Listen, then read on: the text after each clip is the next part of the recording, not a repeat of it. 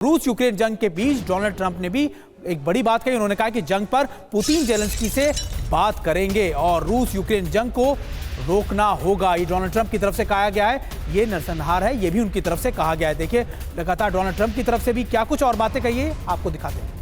हमें इसे रोकना ही होगा। ये जो कुछ भी हो रहा है जंग के नाम पर, ये सीधे सीधे नरसंहार है, ये कहा है डोनाल्ड ट्रंप ने। पुतिन से भी बात करेंगे, जेलेंस्की से भी बात करेंगे। ट्रंप की जेलेंस्की और पुतिन से ये जो अपील है, इस पर जरा गौर कीजिए। ट्रंप क्रिसमस से पहले पुतिन और जेलेंस्की से बात करेंगे, ये जानकारी उन्होंने खुद दी। 23 दिसंबर को ट्रंप पुतिन और जेलेंस्की से बात करेंगे। युद्ध को रुकवाने की कोशिश होगी। युद्ध में जारी नरसंहार को 3 साल हो चुके हैं, ये कह रहे हैं डोनाल्ड ट्रंप। यानी इस जंग को नरसंहार का नाम उन्होंने दिया। बिल्कुल, दोनों तरफ से अनगिनत सैनिकों की मौत हो चुकी है, ये भी उनकी तरफ से कहा गया है कि दोनों तरफ से कैजुअलिटी है। हम जंग खत्म करने की कोशिश कर रहे हैं, ये भी डोनाल्ड ट्रंप ने कहा है। हमारे साथ महेश सचदेव सर हैं। महेश सर, दोनों कह तो रहे हैं, डोनाल्ड ट्रंप लगातार ये बात कह रहे हैं कि 20 तारीख से पहले वो जंग रुकवा देंगे, लेकिन मौजूदा हालात को देखकर ऐसा लगता नहीं कि दोनों ही जंग रोकना चाहते हैं, बल्कि और ज्यादा जंग इनका, आप कह सकते हैं दोनों तरफ से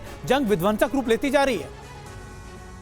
इसको आपको टैक्टिकली और स्ट्रैटेजिकली देखना होगा। टैक्टिकली तो जैसा और पक्षधारियों ने भी कहा है कि दोनों पक्ष इस कोशिश में है कि ज़्यादा से ज़्यादा इलाका कब्जे में रखें, ताकि जब निगोशिएशंस हों तो फेरबदल में उनको नुकसान ना हो।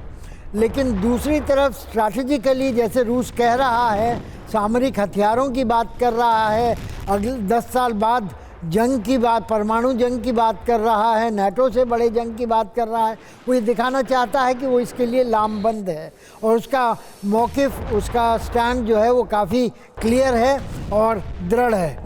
दूसरी तरफ जेलेंस्की को जिन लोगों पर भरोसा था नाटो की मदद और अमेरिका की मदद की बात वो दम्भ करते थे और जोश में थे, वो धीरे धीरे वो हालात कम होते जा रहे हैं।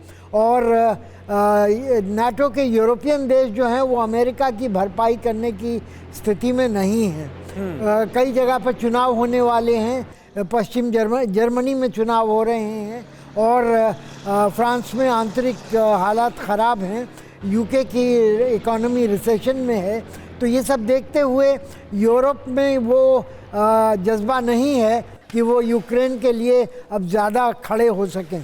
तो इसका फ़ायदा उठाने के लिए ट्रंप साहब जेलेंस्की को इस मनाने में लगे हैं कि वो जैसी परिस्थितियां हैं उनके आधार पर सीज़ फायर करें और जो 3 रूसी बाहुल के राज्य उनके जो रूस के कब्जे में हैं उनको वो हमेशा के लिए रूस को दे दें।